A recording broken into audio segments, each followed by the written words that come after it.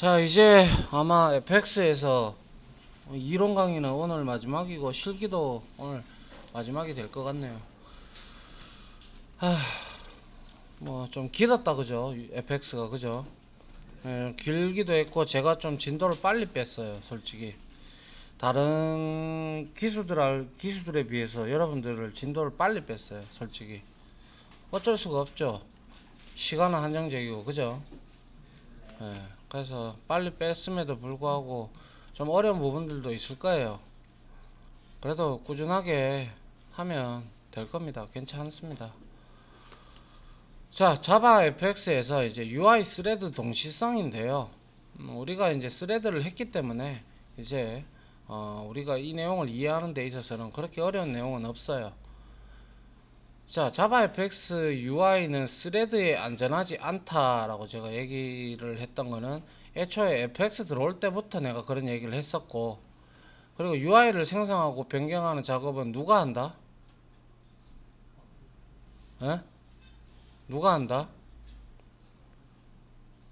여기 있네요. 누가 해요? 자바 FX 어플리케이션 스레드가 담당을 하죠. 그죠? 예. 그러면 다른 작업 스레드들은 UI를 변경하거나 이제 생성하거나 이렇게 하게 되면 예외가 터져요. 그래서 반드시 자바 FX 어플리케이션 스레드가 UI를 생성을 하거나 변경을 해 주게끔 해야 돼요. 그래서 우리가 컨트롤러에서 이벤트를 처리하기 위해서 스레드를 만들 수가 있을 텐데, 이 스레드가 UI를 변경하는 코드가 들어가면 안 되고요. 그 스레드 안에다가 우리가 이제 만들어서 작업을 해야 하는 경우가 있는데, 예를 들면 시간을 요하는 작업들을 말한다라고 되어 있는데, 우리가 예를 들면 뭐 어떠한 다운로드를 하게 되면 계속 UI 창이 변할 겁니다. 그죠? 예, 뭐 UI 창이 계속 변할 거예요. 근데 이거를 도맡아서 이 워커 스레드가 좀 해야 되는데, 이제 워커 스레드는 UI를 이렇게 변경하면 안 되니까 여기에서 우리가 내부적으로 이제 방법을 찾자라고 돼서 이제 나온 방법이 바로 자바 FX 어플리케이션 스레드는 시간을 요하는 작업을 하지 않도록 한다.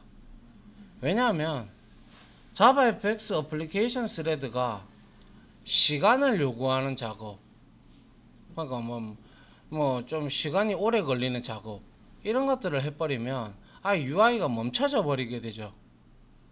맞죠? 맞나요? 맞잖아요. 시간을 요하는 작업을 하게 되면 UI는 멈춰 있는 상태가 되어버리기 때문에 이런 시간을 요하는 작업을 하면 안 되죠. 그런 것들은 이제 스레드로 우리가 돌려야 되는데요.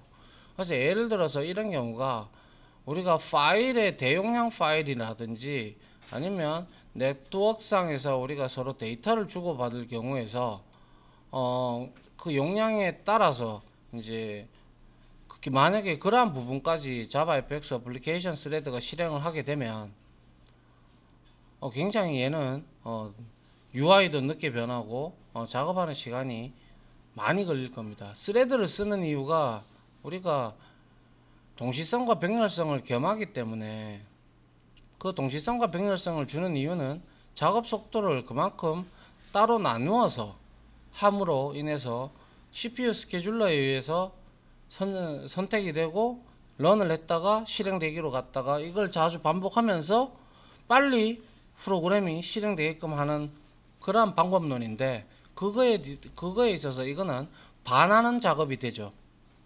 맞습니까? 네. 그래서 파일을 읽거나 쓰거나, 우리가 아직 요거는 하지 않았는데요.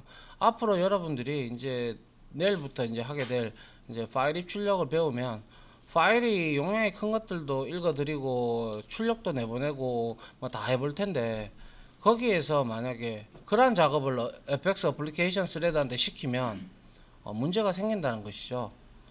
그래서 이런 것 같은 경우는 통상 우리가 시간을 요구하는 작업들은 다른 작업 스레드를 생성해서 처리를 해야 한다. 그래서 얼마나 소요되는지 모르기 때문에 그렇죠. 이게 딱 1초면 된다 그러면 어플리케이션 스레드가 해도 무방하죠. 근데 계속 얼마나 걸릴지는 아무도 몰라요. 그때까지 그러면 UI가 멈춰 있으면 그럼 문제가 되겠다, 그죠? 맞나요? 맞습니까? 그래서 작업 스레드에서 UI의 변경이 필요한 경우 두 가지 방법이 있는데요. 작업 스레드 상에서 우리가 platform.runLater 메서드 안에다가 우리가 어떠한 내용을 구현을 해주면 이 platform.runLater는 자기가 실행하는 게 아니고요. 이거는 이제 이렇게 보시면 돼요. 우리가 여기 뒤에 있나? 여기 있죠. 그래서 작업 스레드 상에서 platform.runLater 메서드를 호출하시던가 아니면 concurrent API 패키지에 있는 타스크 또는 서비스, 타스크는 클래스고요. 서비스는 인터페이스인데 이거는 솔직히 여러분들한테 별 의미가 없어요. 그래서 제가 이걸 안 가르칠 거예요. 이거는 요것만 해도 충분합니다.